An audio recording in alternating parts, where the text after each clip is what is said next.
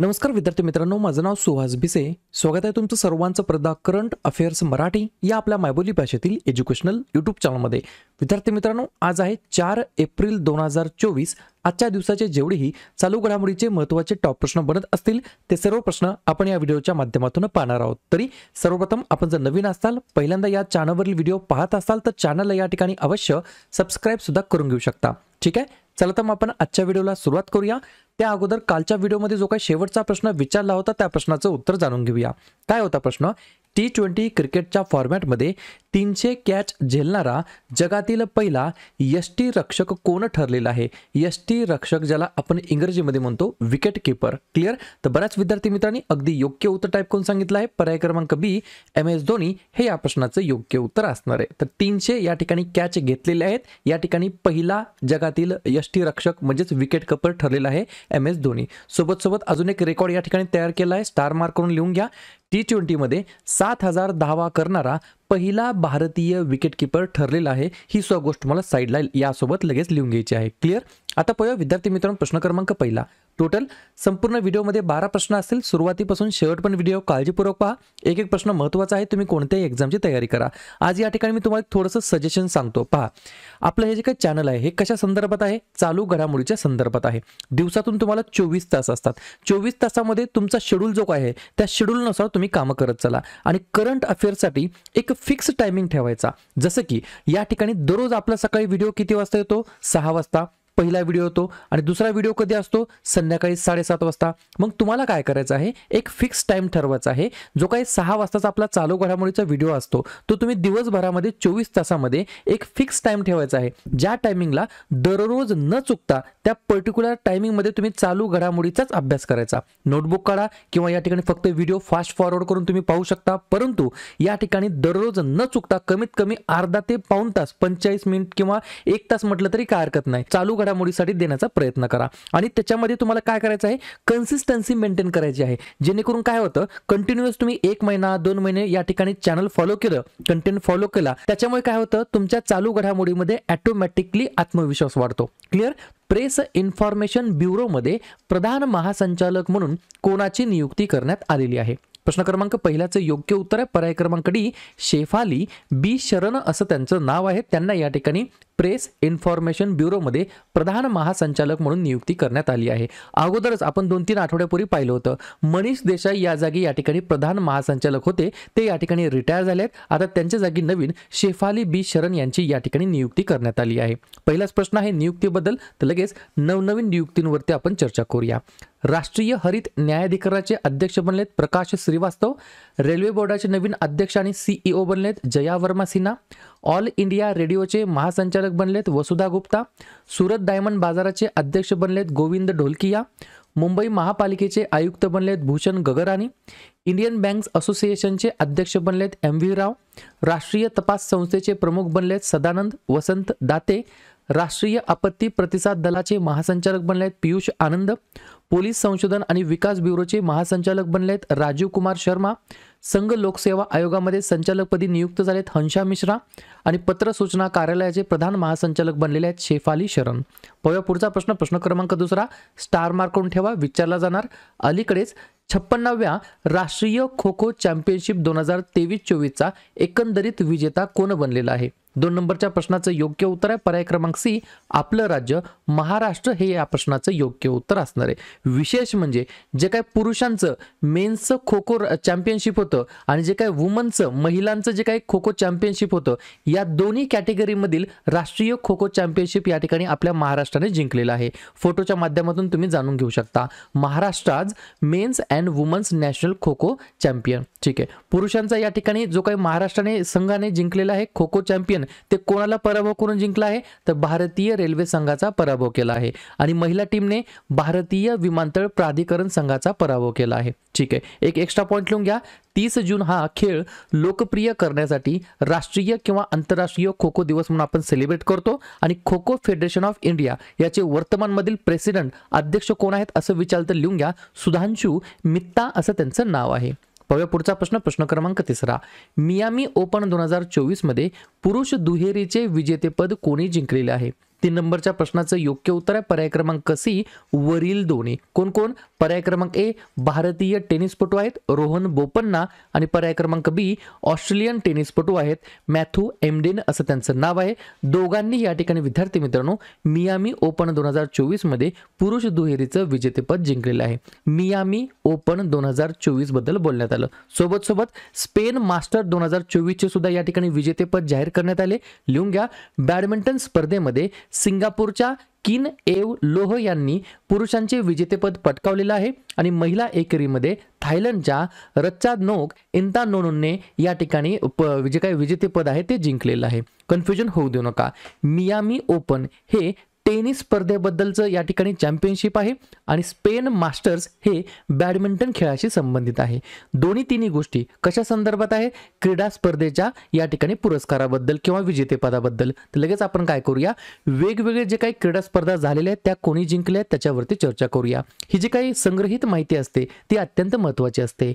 Chennai grand masters बुद्धिबळ 2023 D गुकेशने जिंकलेला आहे. राष्ट्रीय बॅडमिंटन चॅम्पियनशिप 2023 महिला एकेरीचं या ठिकाणी विजेतेपद पटकावलेलं आहे अनमोल खरब यांनी आणि पुरुष एकेरीचं जिंकलेलं आहे चिरागने. चेन्नई ओपन चॅलेंजर 2024 मध्ये पुरुष एकेरीचं विजेतेपद पटकावलेलं आहे सुमित नागल यांनी. फ्रेंच ओपन दुहेरी या ठिकाणी 2024 मध्ये चिराग शेट्टी आणि सात्विक साईराज रंकीरेड्डी यांनी विजेतेपद पटकावलेलं आहे. पहिले आंतरराष्ट्रीय टेबल टेनिसचं विजेतेपद पटकावलेलं आहे श्रीजा अकोला यांनी. ऑस्ट्रेलियन ओपन पुरुष दुहेरीचं विजेतेपद पटकावलेलं आहे रोहन बोपन्ना यांनी. 2023 मेजर ध्यानचंद खेलरत्न पुरस्कार मिळालेला आहे चिराग शेट्टी आणि सात्विक साईराज रंकीरेड्डी यांना. 2023चा world archery breakthrough archer पुरस्कार मिळालेला आहे अदिती गोपीचंद यांना. आणि मियामी ओपन 2024 पुरुष दुहेरीचं विजेतेपद पटकावलेलं आहे रोहन बोपन्ना आणि मॅथ्यू एबडेन यांनी या ठिकाणी ही पुरुष दुहेरीची स्पर्धा जिंकलेली आहे. पुढचा प्रश्न क्रमांक 4. खालीलपैकी कोणत्या बंदराने म्हणजेच पोर्ट्सने आर्थिक वर्ष 2023-24 मध्ये आतापर्यंतची सर्वोच्च किनारपट्टी वाहतूक या ठिकाणी गाठलेली आहे? 4थ्या नंबरच्या प्रश्नाचं योग्य उत्तर आहे पर्याय क्रमांक ए पारादीप नावाचं पोर्ट आहे. पारादीप नावाचं बंदर आहे. त्या बंदराने आर्थिक वर्ष 2023-24 मध्ये आतापर्यंतची सर्वोच्च किनारपट्टी वाहतूक या ठिकाणी उच्चांक हा गाठलेला आहे. या ठिकाणी बंदराबद्दल बोलण्यात आलं तर काही गोष्टी तुम्हाला लक्षात ठेवायच्या आहेत. भारतातील काही महत्त्वाचे बंदर आहेत त्याच्यावरती प्रश्न विचारले जातात. जसं की श्यामाप्रसाद मुखर्जी बंदर कुठे आहे? पश्चिम बंगालमध्ये. आत्ताच आपण प्रश्नामध्ये पाहिलं पारादीप बंदर कुठे आहे तर ओडिसामध्ये. विशाखापट्टणम बंदर आंध्र प्रदेशमध्ये. कामराजर चेन्नई आणि व्यूह चिदंबरनार बंदर कुठे आहे? तमिळनाडूमध्ये. दीनदयाल बंदर कुठे आहे? गुजरातमध्ये. मुंबई पोर्ट ट्रस्ट आणि जवाहरलाल नेहरू पोर्ट ट्रस्ट कुठे आहेत? आपल्या महाराष्ट्रामध्ये. मुरगाव बंदर कुठे आहे? गोव्यामध्ये. आणि कोची बंदर कुठे आहे? केरळमध्ये. पुढचा प्रश्न क्रमांक 5. अलीकडेच भारत आणि कोणता देश संस्कृत संशोधन आणि शिक्षणाला चालना देण्यासाठी सहमती या ठिकाणी दाखवलेली आहे? 5व्या नंबरच्या प्रश्नाचं योग्य उत्तर आहे पर्याय क्रमांक डी नेपाळ हे या प्रश्नाचं योग्य उत्तर असणार आहे. तर भारत आणि नेपाळ देश संस्कृत संशोधन आणि शिक्षणाला चालना देण्यासाठी सहमती दर्शवलेली आहे. 2 पॉइंट लिहून घ्या. संस्कृत भाषेच्या संशोधन आणि शिक्षणाला चालना देण्यासाठी संयुक्तपणे काम करण्याचं या ठिकाणी मान्य झालेलं आहे. नेपाळची राजधानी काठमांडू या ठिकाणी आयोजित केलेल्या 3 दिवसीय नेपाळ भारत आंतरराष्ट्रीय संस्कृत कॉन्क्लेव्हच्या शेवटी हा निर्णय या ठिकाणी घेण्यात आलेला आहे. तर पर्याय क्रमांक डी नेपाळ हे या प्रश्नाचं योग्य उत्तर असणार आहे. नेपाळबद्दल सांगायचं म्हटलं तर नवीन अध्यक्ष बनलेत रामचंद्र पौडेल. नवीन उपाध्यक्ष बनलेत राम सहाय प्रसाद यादव. नवीन पंतप्रधान बनलेत पुष्पकमल दहल. मुख्य न्यायाधीश आहेत बिशंबर प्रसाद श्रेष्ठ. राजधानी आहे काठमांडू आणि चलन वापरलं जातं नेपाळी रुपया. पुढचा प्रश्न क्रमांक 6.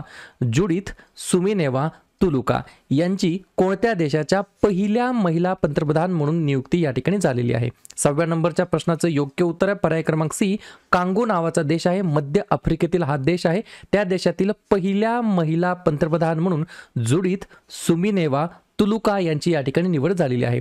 पहिल्या महिला पंतप्रधान आहेत त्याच्यामुळे हा प्रश्न विचारला जाऊ शकतो. ठीक आहे. कशाबद्दल बोलण्यात येत आहे? कांगो देशाबद्दल. कुठला आहे? मध्य आफ्रिकेतील हा देश आहे आणि याचे सध्याचे वर्तमानमधील अध्यक्ष कोण आहेत? फेलिक्स शिसेकेडी. राजधानी कोणती आहे? किन्शासा. आणि चलन कोणतं वापरलं जातं? कांगोलीज फ्रँक. या ठिकाणी पाहूया पुढचा प्रश्न, प्रश्न क्रमांक 7वा. सीताराम मीना यांची कोणत्या देशामध्ये भारताचे पुढील राजदूत म्हणून नियुक्ती करण्यात आलेली आहे? तर पर्याय क्रमांक बी, नायजर नावाचा देश आहे, त्या देशामध्ये या ठिकाणी भारताचे पुढील राजदूत म्हणून सीताराम मीना यांची नियुक्ती करण्यात आली आहे. लगेच आपण काय करूया, वेगवेगळ्या देशामध्ये भारताचे जे काही राजदूत अलीकडील काही काळामध्ये नियुक्त करण्यात आले त्याच्यावरती चर्चा करूया. लिहून घ्या. भारताचे म्यानमारमधील राजदूत आहेत अभय ठाकूर, इराकमधील भारताचे राजदूत आहेत सौमेंदू बागची, चिलीमधील भारताचे राजदूत आहेत अभिलाषा जोशी, रशियामधील आहेत विनय कुमार, UK मधील आहेत विक्रम दोराईस्वामी, युक्रेनमधील आहेत हर्षकुमार जैन आणि फ्रान्समधील आहेत जावेद अशरफ. पुढचा प्रश्न, प्रश्न क्रमांक 8वा. टाइम्स ग्रुपचा प्रतिष्ठित टाइम्स पॉवर आयकॉन 2024 पुरस्कार कोणाला मिळालेला आहे? 8व्या नंबरच्या प्रश्नाचं योग्य उत्तर आहे पर्याय क्रमांक ए, विजय जैन हे या प्रश्नाचं योग्य उत्तर असणार आहे. कोण आहेत हे? तर स्टार इस्टेटचे व्यवस्थापकीय संचालक आहेत. त्यांना या ठिकाणी टाइम्स ग्रुपचा प्रतिष्ठित टाइम्स पॉवर आयकॉन 2024 ने सन्मानित करण्यात आलेला आहे. पुढचा प्रश्न, प्रश्न क्रमांक 9वा. उत्तर प्रदेशातील किती उत्पादने अलीकडेच GI प्रमाणित उत्पादनांच्या यादीमध्ये समाविष्ट करण्यात आलेली आहेत? 9व्या प्रश्नाचं योग्य उत्तर आहे पर्याय क्रमांक डी, 15. तर उत्तर प्रदेशातील ॲट अ टाइम 15 उत्पादने GI प्रमाणित उत्पादनांच्या यादीमध्ये समाविष्ट करण्यात आलेली आहेत. 3-4 पॉईंट लिहून घ्या. यामुळे GI टॅग उत्पादनांच्या बाबतीमध्ये हे राज्य भारतातील आता प्रथम क्रमांकाचे राज्य बनलेले आहे. जसं की इतक्या दिवस मी तुम्हाला काय सांगत होतो की GI टॅग या ठिकाणी प्रमाणित असलेले जे काही उत्पादन आहेत ते सर्वात जास्त कोणत्या राज्यात होते? तर तमिळनाडू. आता तमिळनाडूला ओव्हरटेक करून UP मध्ये आता एकट्या UP मध्ये 69 GI टॅग उत्पादने या ठिकाणी पब्लिश झालेली आहेत. सोबत सोबत तमिळनाडू आता 2 नंबरला आहे ज्याच्यामध्ये 58 GI टॅग उत्पादने आहेत. आणि अजून एक पॉईंट लिहून घ्या, वाराणसी हे GI टॅग वस्तूंमध्ये अग्रेसर आहे, ज्यात एकट्या वाराणसीमध्ये 30 प्रमाणित या ठिकाणी काय आहेत? GI उत्पादने आहेत. पुढचा प्रश्न, प्रश्न क्रमांक 10वा.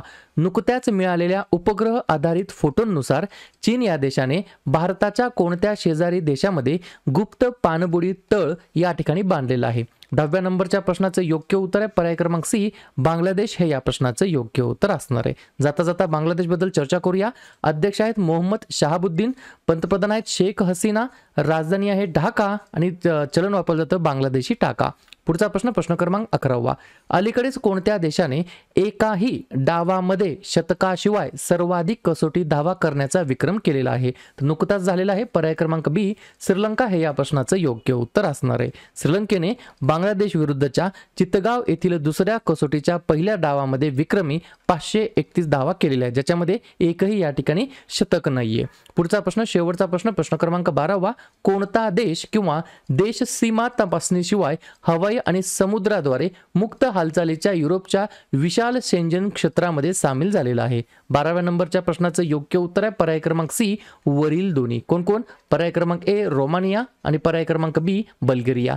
हे 2 देश या ठिकाणी काय करणार आहेत? तर जे काही सीमा तपासणी असतात तर त्याच्याशिवाय हवाई आणि समुद्राद्वारे मुक्त हालचालीच्या युरोपच्या विशाल शेंजन क्षेत्रामध्ये काय झालेले आहेत? समावेश झालेले आहेत किंवा सामील झालेले आहेत. सर्व गोष्टी समजल्या? तर अशा प्रकारे विद्यार्थी मित्रांनो हे होतात आजचे 12 प्रश्न. उपक्रम कंटेंट हा जो काही प्रयत्न आम्ही सुरू केला आहे मराठी भाषेमध्ये, हा कसा वाटतो नक्कीच कमेंट करत चला. आणि या ठिकाणी तुमच्यासाठीचा आजचा खास प्रश्न, भारतामध्ये बेकायदेशीर कर्ज देणारी ॲप्स तपासण्यासाठी अलीकडेच डिजिटल इंडिया ट्रस्ट एजन्सी कोणी स्थापन केलेली आहे? नीती आयोग, RBI, केंद्र सरकार की निवडणूक आयोग? तर ज्या पण विद्यार्थ्यांनी या प्रश्नाचं योग्य उत्तर येत असेल त्या प्रश्नाचं उत्तर तुम्ही कमेंट बॉक्समध्ये बिंदासपणे टाईप करून सांगा. या प्रश्नाचं उत्तर चुकू द्या, बरोबर येऊ द्या, काहीच हरकत नाही, परंतु ट्राय करणं, प्रयत्न करणं हे सर्वात जास्त महत्त्वाचं आहे. आणि दुसऱ्या दिवशी येऊन आपण दिलेल्या प्रश्नाचं उत्तर हे बरोबर आलं की चुकलं हे दुसऱ्या दिवशी येऊन चेक करणं, तपासणं हे देखील तितकंच जास्त महत्त्वाचं सुद्धा आहे.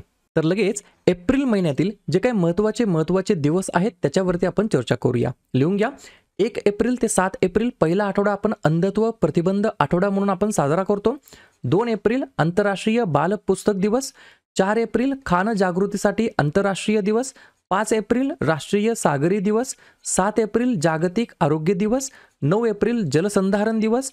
11 एप्रिल महात्मा ज्योतिबा फुले यांची जयंती तसेच जागतिक पार्किन्सन दिवस असतो. 13 एप्रिल जालियनवाला बाग स्मृती दिवस. 14 एप्रिल डॉक्टर बाबासाहेब आंबेडकर यांची जयंती. 15 एप्रिल जागतिक कला दिवस तसेच जागतिक सांस्कृतिक दिवस. 16 एप्रिल जागतिक ध्वनी दिवस.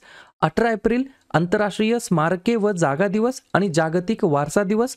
21 एप्रिल भारतीय नागरी सेवा दिवस.